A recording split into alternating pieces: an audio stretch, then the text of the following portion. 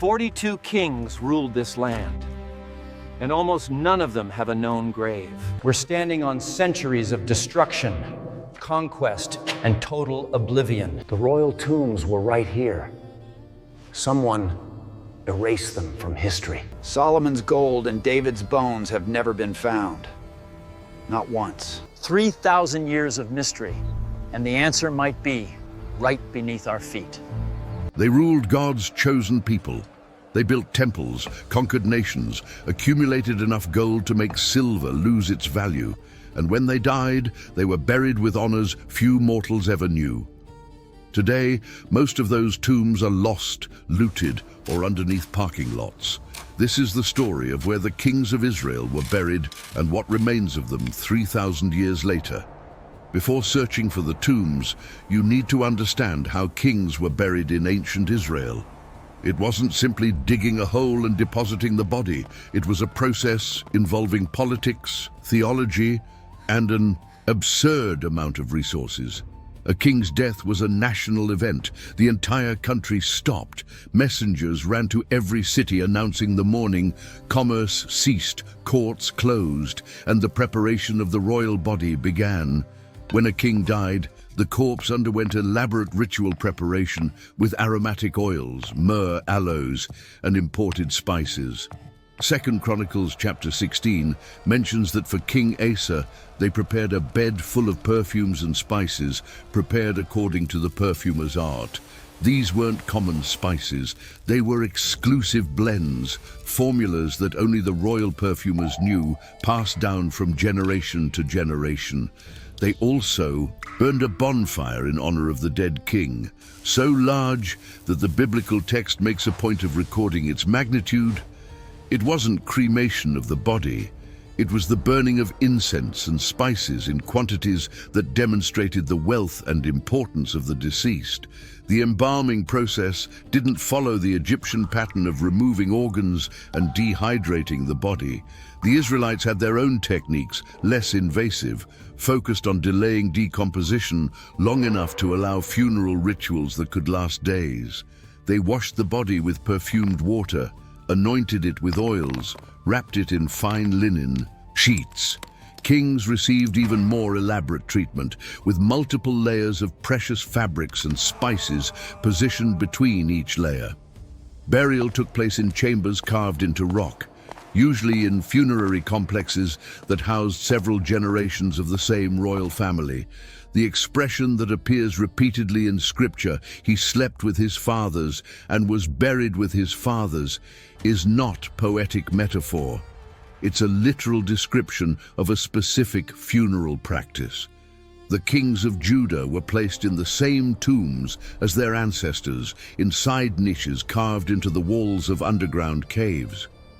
When a body completely decomposed, the bones were collected and moved to a secondary chamber, freeing space for the next family member.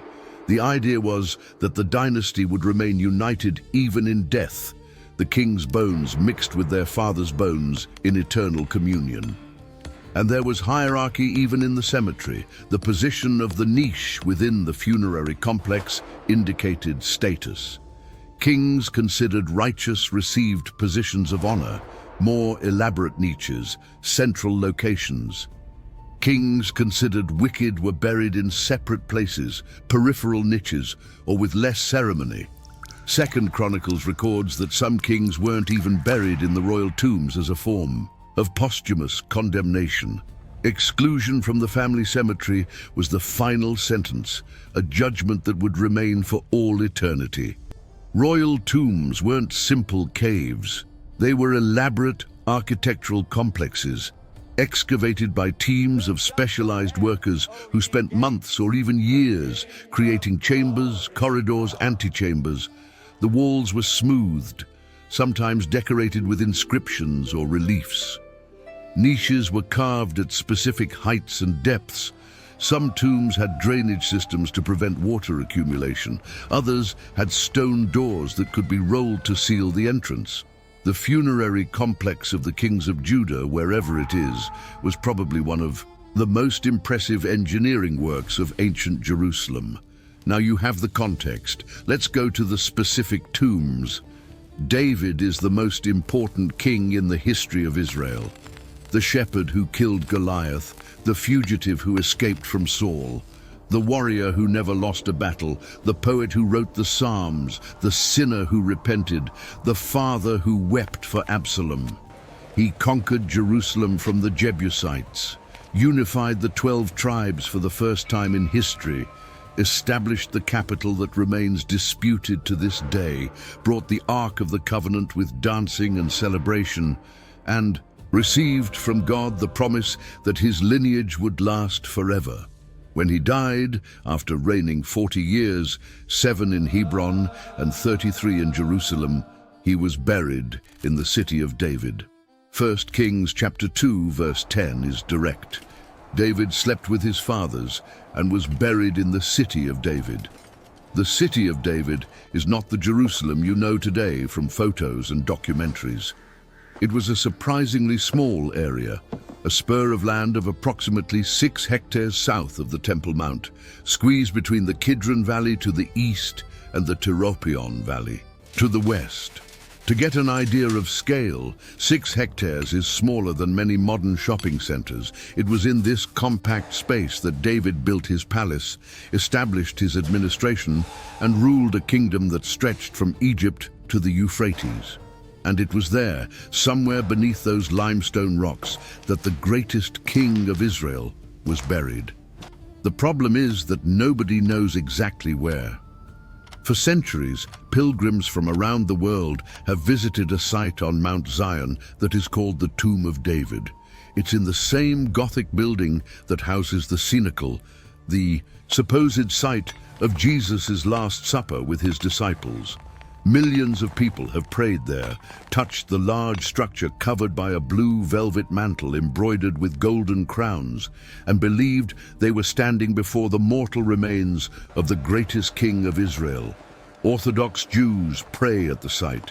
Tourists take photos. Guides repeat stories about the holiness of the place. But there's a fundamental problem that few mention.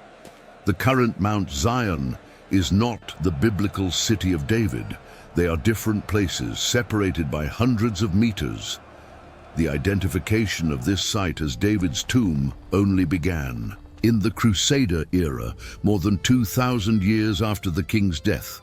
The Crusaders arrived in Jerusalem in 1099 AD, found a city that had been destroyed and rebuilt multiple times, and began identifying sacred sites based on oral traditions, assumptions, and convenience. They had no archaeology, they had no reliable ancient documents. They had faith and the need to create pilgrimage points. The Tomb of David on Mount Zion is probably one of those mistaken identifications that crystallized into tradition. There is no archaeological evidence connecting that specific site with David's burial. Excavations conducted nearby found nothing suggesting the presence of a royal funerary complex from the First Temple period. The current structure, the velvet-covered cenotaph, is medieval. The building around it has undergone so many modifications over the centuries that any original trace, if it existed, was lost. The archaeologists working in the true city of David, the area south of the Temple Mount known today as Silwan, have a completely different theory.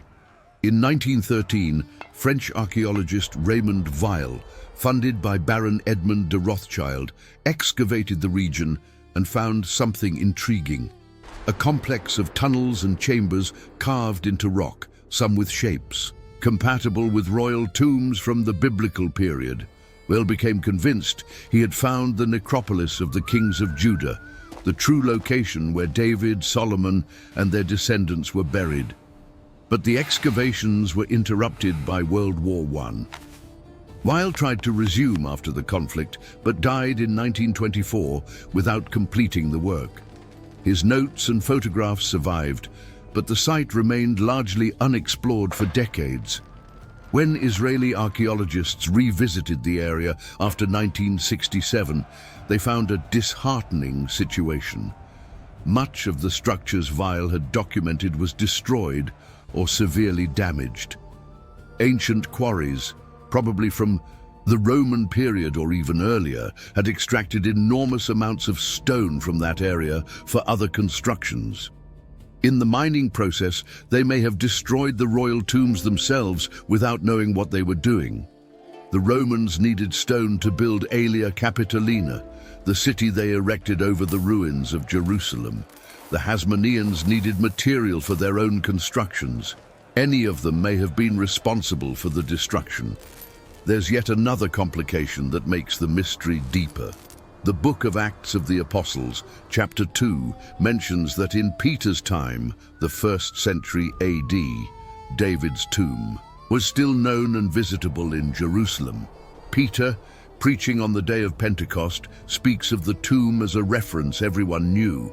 He explicitly says that David died and was buried, and that his tomb is among us to this day. This means that 1,000 years after David's death, the location was still identifiable. The tomb existed, was accessible, was a reference point in the city. But between the 1st century and the Crusader period, something happened. The location was lost, transferred to another place by mistake, or simply forgotten during the successive destructions of Jerusalem.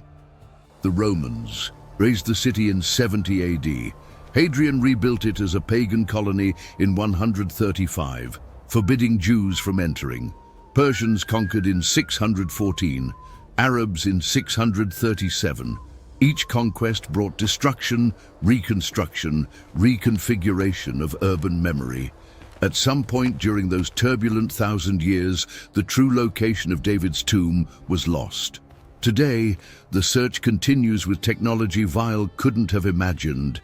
Israeli archaeologists use ground-penetrating radar, a technology that sends electromagnetic waves into the ground and maps buried structures based on reflection patterns. They also use electrical resistivity tomography, which measures variations in soil, conductivity to identify voids and cavities. Drones equipped with infrared cameras detect subtle temperature variations on the surface that may indicate underground structures. In 2018, researchers announced the discovery of new cavities in the City of David area. Some had shapes consistent with funerary chambers from the First Temple period. But excavating is politically complicated. The area is densely inhabited, with Palestinian families' houses built directly above possible archaeological sites. Every excavation proposal becomes a political and legal battle that can take years to resolve. Some archaeologists believe David's real tomb is intact somewhere, sealed by millennia of debris waiting to be discovered.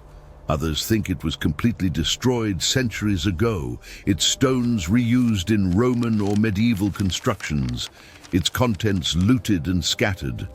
The truth is, nobody knows for certain. The body of the most famous king of Israel may be just a few meters from tourists walking through the narrow streets of Silwan without any idea of what exists beneath their feet. If David's tomb is a mystery, Solomon's is an even greater mystery, wrapped in biblical silence that seems deliberate. 1 Kings chapter 11 verse 43 simply says that Solomon slept with his fathers and was buried in the city of David, his father.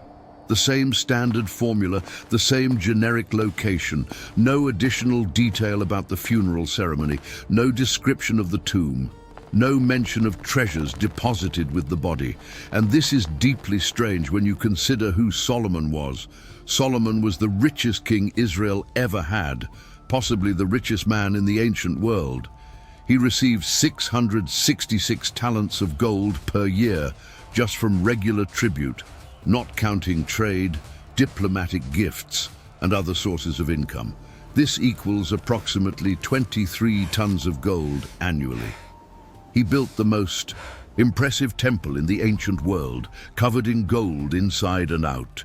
He built a palace that took 13 years to complete, with a throne hall where he judged cases seated on an ivory throne covered with gold, flanked by 12 gold lions. He had 700 wives who were princesses and 300 concubines. He made silver become common as stones in the streets of Jerusalem because there was so much gold that silver lost its value. And when this man died, the biblical text dedicates exactly one sentence to his burial. One sentence for the richest, wisest, most powerful king Israel ever knew. The most likely explanation for this silence is theological, not historical. The end of Solomon's reign was marked by progressive apostasy. He built altars to the gods of his foreign wives. He worshipped Ashtoreth, the goddess of the Sidonians. He followed Milcom, the abomination of the Ammonites. He built a high place for Chemosh on the mountain that faces Jerusalem, and another for Molech. The biblical text is devastating in its condemnation. He did what was evil in the eyes of the Lord, and did not persevere in following the Lord as David his father had done. Because of this apostasy, God announced through the prophet Ahijah that the kingdom would be divided after Solomon's death. 10 tribes would be torn from his son's hand. The biblical writer, recording these events centuries later, may have deliberately chosen not to glorify the burial of a king who ended so badly. The silence about Solomon's funeral would be a final condemnation, a refusal to honor in death one who dishonored God in life. But regardless of the reason for biblical silence, the practical result is that we have no specific information about where Solomon was placed. Presumably in the same funerary complex as his father David, somewhere in the city of David. But while David at least has a traditional veneration site, even if archaeologically incorrect, Solomon doesn't even have that. No tradition, no pilgrimage site, no structure tourists can visit and say, here is the tomb of the wisest king in the world. Some historians speculate that Solomon's tomb may have been the first to be looted when Jerusalem faced financial crises in the decades following his death. 1 Kings chapter 14 records that Pharaoh Shishak of Egypt invaded Jerusalem just 5 years after Solomon's death and took the treasures of the temple and of the king's house. He took everything, the text says. He also took all the gold shields Solomon had made. Would Shishak have also violated the royal tombs? The text doesn't say explicitly, but the practice of looting tombs of defeated kings was common in the ancient world. Egyptian pharaohs built elaborate pyramids, hid entrances, created false chambers, and still almost all the tombs in the Valley of the Kings were violated in antiquity. Tutankhamun only survived intact because his small tomb was buried under debris from later constructions and forgotten. If the Egyptians couldn't protect their own kings, why would Israelite tombs be different? The man who accumulated more wealth than any other king of Israel disappeared completely. Neither his bones, nor his gold, nor even the approximate location of his tomb survived the 3 millennia that passed. Time was enough to erase almost every physical trace of his existence, leaving only words on parchment. David and Solomon were just the first 2 kings of a dynasty that would last more than 4 centuries. After them came another 19 kings of Judah, each buried with the same repetitive formula that reveals little and hides much. But some received special treatment that deserves attention. Hezekiah was one of them. 2 Chronicles chapter 32 verse 33 uses a unique expression when describing his burial. It says that when he died, he was buried in the upper part of the tombs of the sons of David. This expression, in the upper part, indicates a position of special honor within the funerary complex. Hezekiah wasn't placed in any available niche. He received an elevated, prominent location, positioned so that everyone would see it when entering the complex. It was the most honorable position possible, reserved for exceptional kings. And Hezekiah deserved every inch of that honor. He was the king who faced the greatest military crisis in Judah's history and survived. In 701 BC, Sennacherib of Assyria invaded with the most powerful army in the ancient world. The Assyrians had already destroyed the northern kingdom of Israel 20 years earlier, deporting the entire population. Now they were coming to finish the job and conquer Judah. Sennacherib besieged 46 fortified cities of Judah and took them one by one. He deported 215,000 people. The reliefs from his palace in Nineveh, which are now in the British Museum, show in brutal detail the siege of Lachish, Judah's second most important city, with prisoners being impaled and families being taken into exile. Jerusalem was surrounded. The situation was desperate. Hezekiah had prepared the city the best he could, building the tunnel that brought water from the Gihon spring inside the walls, an engineering feat of 533 meters carved through solid limestone. Two groups of workers started from opposite sides and met in the middle, guided only by the sound of the other group's picks. The tunnel still works today, more than 2,700 years later, and you can walk through it with water up to your knees. But tunnels don't stop armies. Sennacherib sent his military commander with an intimidation message that was shouted in Hebrew so everyone on the walls could hear. Don't let Hezekiah deceive you. No god of any nation has been able to deliver his people from my hand. Your God won't be able to either. Hezekiah did something no military strategist would recommend. He went up to the temple, spread Sennacherib's letter before the altar, and prayed. And during the night, 185,000 Assyrian soldiers died in the camp. The Bible attributes it to the angel of the Lord. Historians speculate about bubonic plague, cholera, or some other epidemic. The Greek historian Herodotus records a version of the story involving mice that gnawed the soldiers' equipment, possibly a distorted memory of a rodent-transmitted disease. Sennacherib returned to Nineveh defeated, without ever conquering Jerusalem. Years later, he would be assassinated by his own sons while worshipping in the temple of his god, Nisroch. Hezekiah died in peace, honored by his people. 2 Chronicles says that all Judah and the inhabitants of Jerusalem paid him honor at his death. The elevated position in the royal cemetery was a way to ensure that future generations would remember who he was and what God did through him. But where is this honorable cemetery today? Probably destroyed along with the rest of the royal funerary complex. The same area Raymond Weil excavated in 1913. The same zone of ancient quarries that may have consumed the tombs without leaving an identifiable trace. Josiah was another king who received special treatment in his burial, but for profoundly tragic reasons. He was the great reformer of Judah, the king who rediscovered the book of the law in the temple during restoration reforms, who destroyed the pagan altars that had multiplied since Solomon, who tore down the high places, who celebrated Passover as it hadn't been celebrated since the days of the prophet Samuel, centuries before. The biblical text doesn't spare praise when describing Josiah. Before him there was no king who turned to the Lord with all his heart, all his soul, and all his strength, according to all the law of Moses. And after him no other like him arose. It's the most positive evaluation any king of Judah received, superior even to David in terms of obedience to the law. But Josiah made a political miscalculation that cost him his life at 39 years old. In 609 BC, the balance of power in the Middle East was changing rapidly. The Assyrian Empire, which had dominated the region for centuries, was collapsing. Babylon had rebelled and was destroying the last Assyrian forces. Pharaoh Necho II of Egypt decided to march north to help the remnants of the Assyrian army against the Babylonians.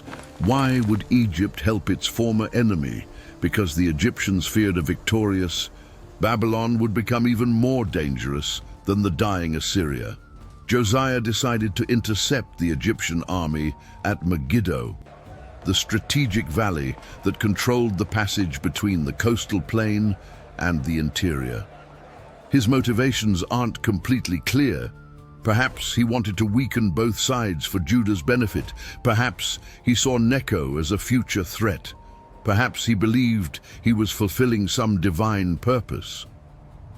The Pharaoh sent messengers saying he had no quarrel with Judah, that God had commanded him to hurry, that Josiah should let him pass and not interfere with the God who was with him, lest God destroy him.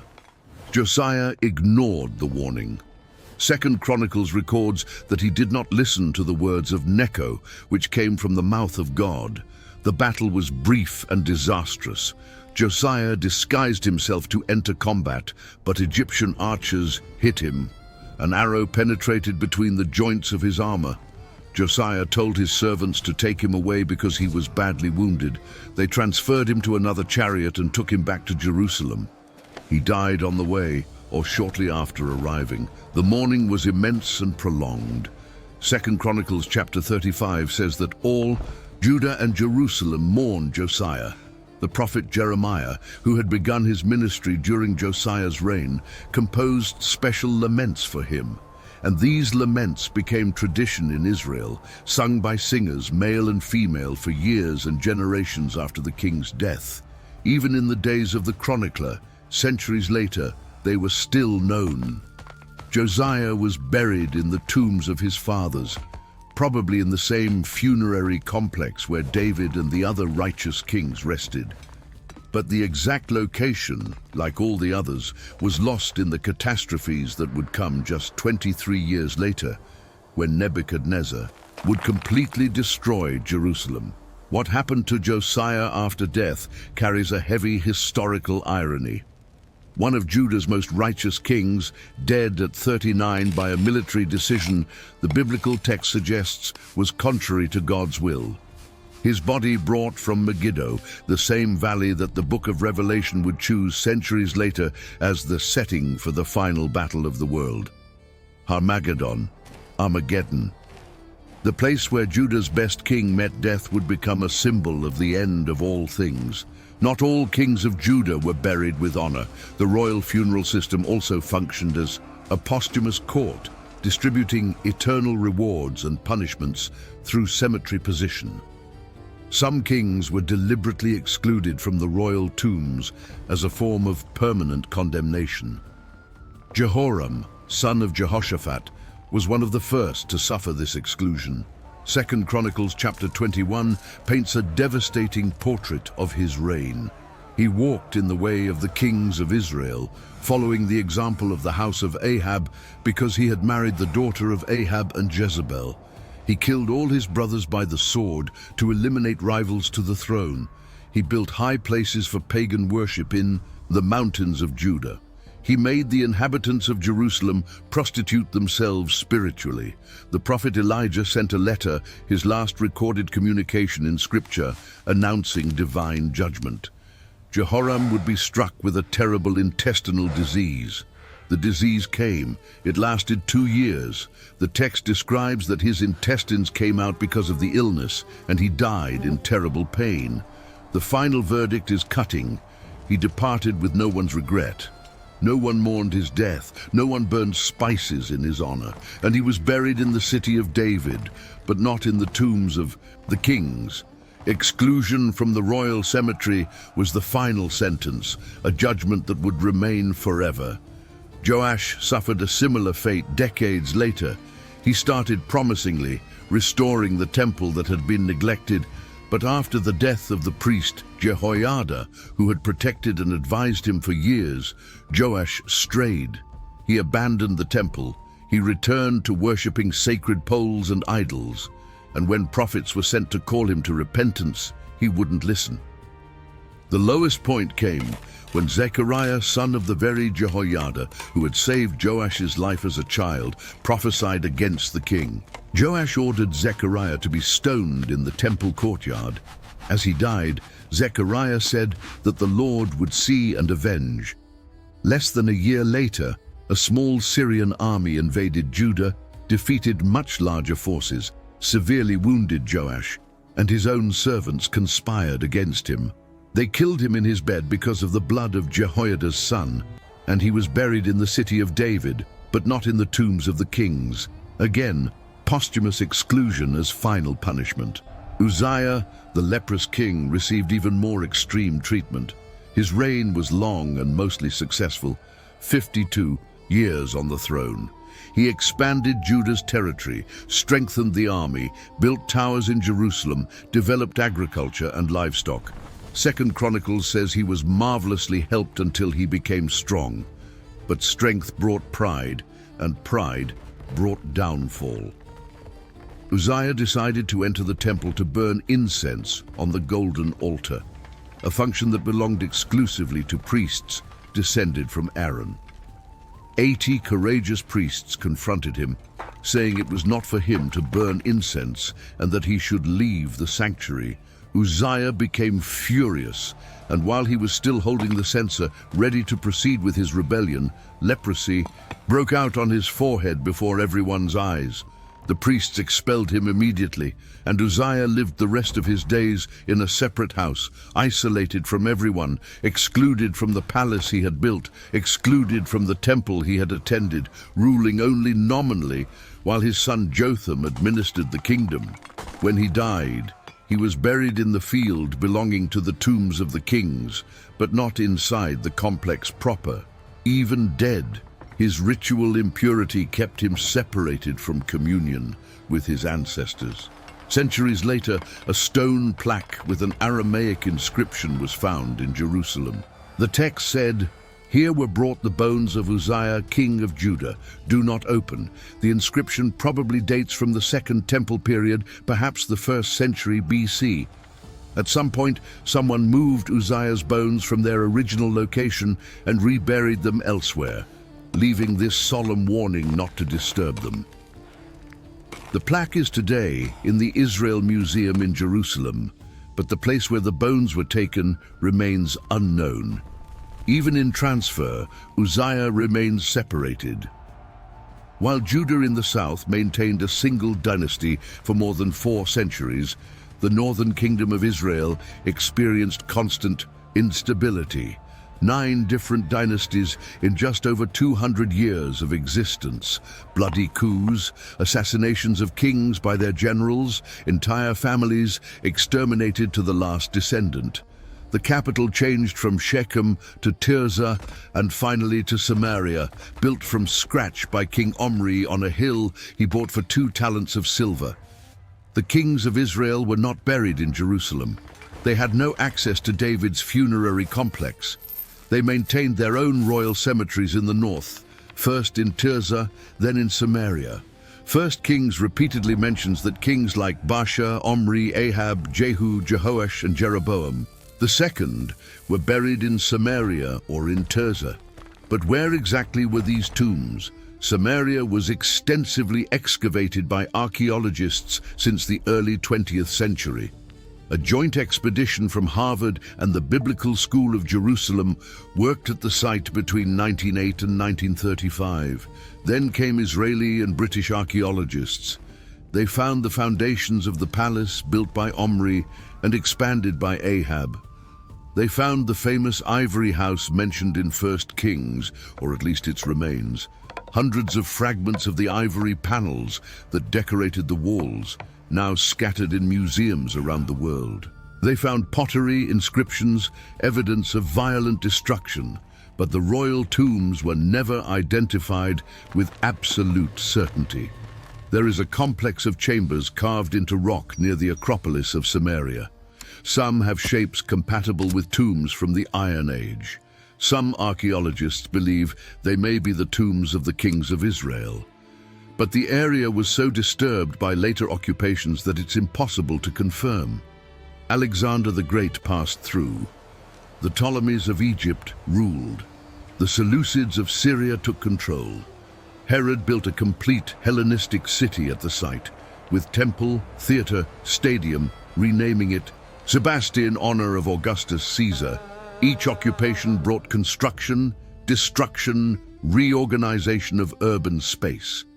The Israelite royal tombs, if they still exist, are buried under layers of later civilizations that completely ignored them. Ahab, The most infamous king of the north is mentioned specifically in connection with Samaria. 1 Kings chapter 22 narrates his death in battle against the Arameans at Ramoth-Gilead. Even disguised to avoid being recognized, a randomly shot arrow penetrated between the joints of his armor.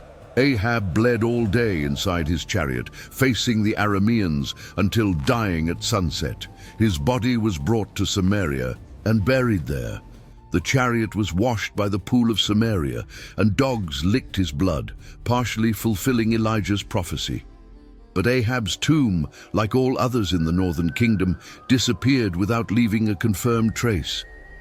The destruction of Samaria by the Assyrians in 722 BC was probably the final blow to any hope of preservation. The Assyrians didn't just conquer, they annihilated the memory of defeated peoples. They deported entire populations, mixed ethnicities, replaced national identities. They also had the documented habit of desecrating enemy kings' tombs as a form of total humiliation, destroying the possibility of descendants honoring ancestors.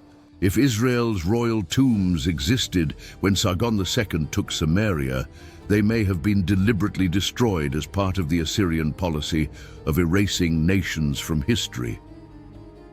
Amid all this mystery and loss, there is one notable exception: a royal tomb that was found, excavated, documented, and confirmed. And ironically, it doesn't belong to any king of David's lineage. It belongs to Herod the Great, a man many Jews of his time didn't even consider legitimate. Herod wasn't Jewish by birth in the traditional sense. He was Idumean, descended from Edomites who had been forced to convert to Judaism just a few generations before. He came to power not by dynastic right, but through political manipulation and Roman military support. When the Parthians invaded Judea and placed a Hasmonean king on the throne, Herod fled to Rome, convinced the Senate to declare him king of the Jews, returned with Roman legions, and conquered his own kingdom by force. He ruled as a Roman client for more than 30 years, from 37 BC until his death in 4 BC. As a builder, Herod had no rival in the ancient world outside Rome. He rebuilt the second temple on a scale that probably surpassed even Solomon's original temple. He expanded the Temple Mount platform using retaining walls with stones weighing up to 500 tons, creating the largest religious structure in the ancient world. He built Caesarea Maritima, a complete artificial port with submerged breakwaters, aqueducts, theatre, hippodrome. He built fortresses at Masada and Herodium. He rebuilt Samaria as a Hellenistic city. Each project demonstrated megalomaniacal ambition and impressive technical capability. But as a human being, Herod was a paranoid monster driven by constant fear of conspiracy. He had 3 of his own sons executed on suspicion of treason. He had his favorite wife Mariamne killed, the Hasmonean he obsessively loved, and then went mad with remorse, calling her name through the palace corridors. He ordered the massacre of babies in Bethlehem when Magi from the east came looking for the newborn king of the Jews. When he was dying, he ordered nobles from all over the kingdom to be locked in the Jericho hippodrome and executed at the moment of his death, to ensure there would be mourning in Israel, even if no one wept for him. The order was ignored by his sister Salome as soon as he died, but the fact that it was given reveals the sick mind that ruled. Herod died in 4 BC, probably from chronic kidney failure complicated by gangrene. The Jewish historian Josephus, writing decades later, describes the final symptoms in disgusting medical detail: constant fever, unbearable itching all over the body, swelling of the feet, inflammation of the abdomen, gangrene in the genitals producing worms, foul breath, convulsions. Some modern doctors diagnose the condition as nephrotic syndrome, complicated by Fournier's gangrene. Whatever the correct diagnosis, the death was slow, painful, and humiliating. The body was transported in an elaborate funeral procession from Jericho to Herodium, a fortress palace he himself had designed and built in the Judean desert, about 12 kilometers south of Jerusalem. Josephus describes the procession, the body on a gold litter decorated with precious stones, covered with royal purple, a gold crown on the head, a scepter in the right hand. The family followed behind, then the army in full formation, then 500 servants carrying spices. The procession traveled about 40 kilometers at a slow pace, allowing crowds to see the dead king one last time. At Herodium, Herod was deposited in a tomb he himself had prepared, and then he disappeared from history for 2,000 years. For all that time, archaeologists knew the tomb should be at Herodium. Josephus was explicit about the location, but the site was excavated repeatedly without success. They found the palaces, with their elaborate pools and hanging gardens. They found the artificial mountain Herod ordered, built by filling the valley between two natural hills. They found the baths, the reception halls, the private quarters, but the tomb didn't appear.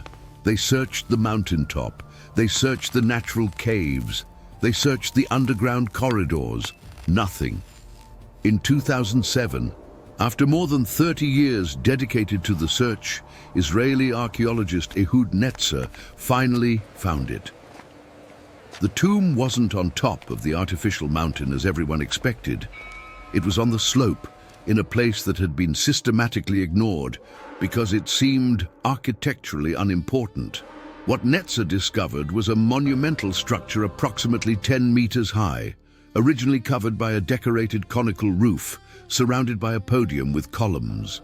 It was a mausoleum in the Hellenistic style, suitable for a king who saw himself as a figure of the Greco-Roman world as much as the Jewish world. Inside, fragments of not one, but 3 stone sarcophagi. The main one, of red stone specially imported for the project, was broken into hundreds of pieces. The sarcophagus wasn't intact because the tomb had been violently desecrated. Probably during the first Jewish revolt against Rome between 66 and 70 AD, the Jewish rebels hated everything Herod represented: collaboration with Rome, forced Hellenization, brutal tyranny. Destroying his sarcophagus would be an act of symbolic revenge against the memory of the king who had oppressed their grandparents. They broke the stone into fragments too small to be accidents. It was deliberate, systematic, furious destruction. Netzer spent the following years reconstructing what he could of the mausoleum and documenting his discoveries. In 2010, during a visit to the excavation site, he fell from an observation platform and suffered fatal injuries. Herod's tomb was his greatest discovery and also his last. The archaeologist who dedicated decades to finding the dead king ended up dying in the same place. The irony of the situation is impossible to ignore.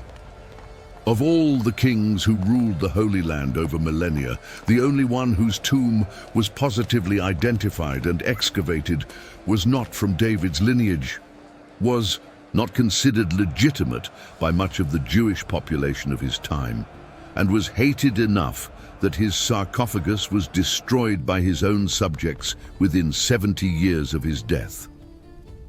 What happened to the legitimate royal tombs of Jerusalem?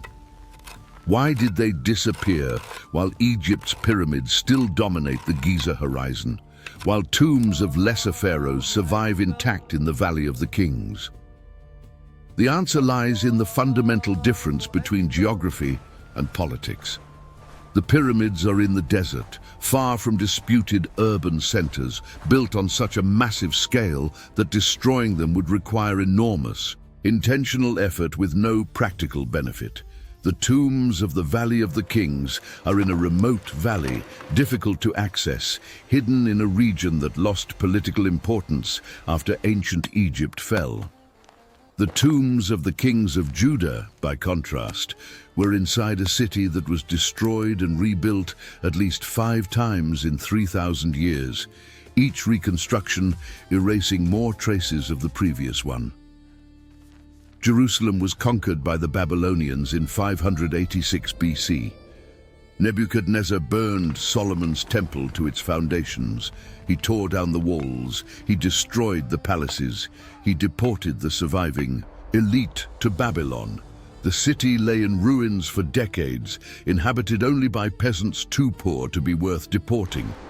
When the exiles returned with Cyrus of Persia's permission, they rebuilt on rubble, using stones from the ruins themselves.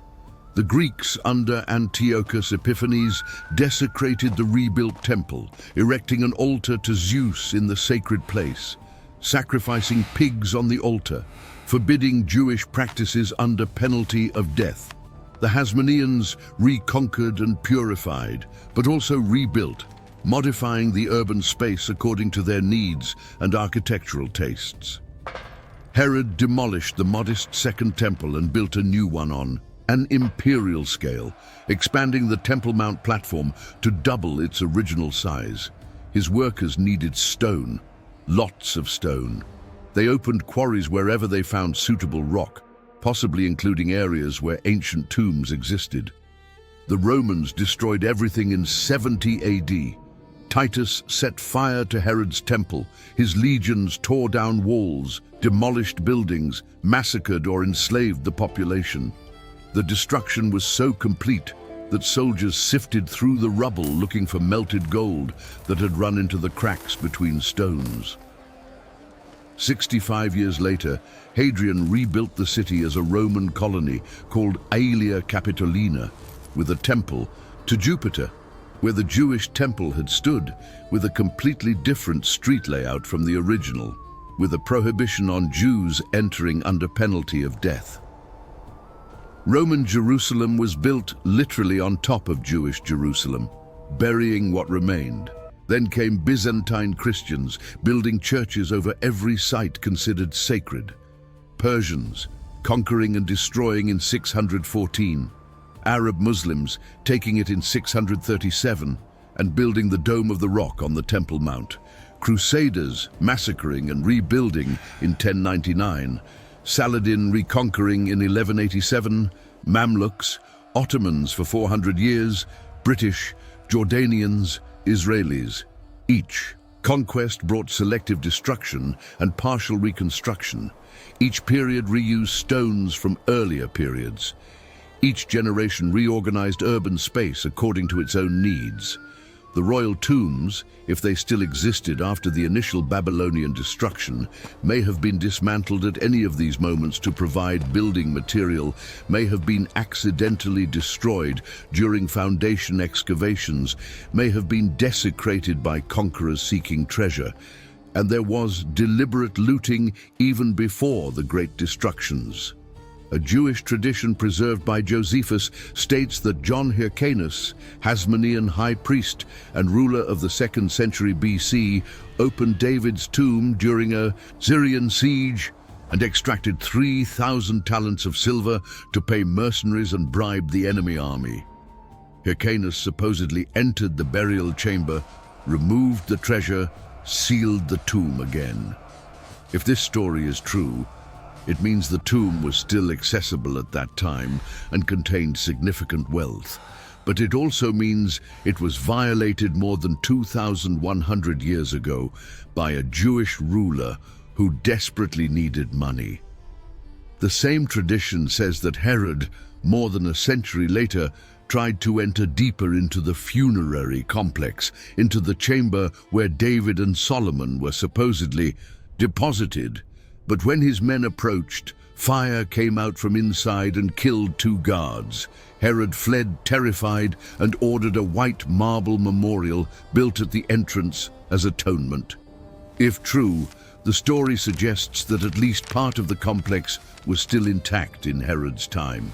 But it also indicates that the exact location of the main chambers was already uncertain enough to require exploration. Today, the search for the royal tombs continues with resources no previous generation possessed. Ground-penetrating radar maps the subsurface without destructive excavation. Electrical resistivity analysis identifies variations in soil composition indicating voids or buried structures. Magnetic sensors detect anomalies caused by metal objects or worked stones. Photogrammetry creates three-dimensional models of exposed surfaces. DNA analysis could theoretically identify mortal remains if they were found. But technology runs into politics. The City of David area is one of the most disputed places on the planet. It's in East Jerusalem, territory Israel conquered in 1967 and unilaterally annexed, but which most of the international community still considers occupied. Palestinian families live in houses built directly above possible archaeological sites. Every excavation proposal becomes a legal, diplomatic, and sometimes physical battle. The traditional tomb of David on Mount Zion presents different complications. The site is simultaneously sacred to three religions. Orthodox Jews pray on the lower floor, next to the velvet-covered cenotaph. Christians visit the cenacle on the upper floor, believing it to be the site of the Last Supper. A mosque operated in the complex during the Mamluk and Ottoman periods. Any archaeological excavation attempt would be resisted by at least one, probably all religious groups involved. While archaeologists and politicians dispute, millions of pilgrims continue visiting the traditional tomb every year. They touch the medieval stone structure. They pray fervently. They weep with emotion, believing they stand before the remains of the greatest king of Israel. Faith doesn't wait for archaeological confirmation. For many, centuries of tradition is evidence enough, more convincing than any modern technology could provide. 7 tombs, 42 kings, 3,000 years of history compressed into layers of stone, war, and oblivion beneath one of the most disputed cities on the planet. Some of these tombs may never be found. Others may be meters away from where millions of pilgrims walk every year, separated from the surface only by a few meters of debris accumulated over millennia. Archaeology continues working, developing new techniques, awaiting political opportunities. New technologies emerge every decade, promising to see through stone and time. And Jerusalem keeps its secrets with the same stubbornness it always has, resisting invaders, resisting earthquakes, resisting human curiosity. The kings died, the city remains, and beneath it, somewhere in the silent darkness of the underground, the bones still wait.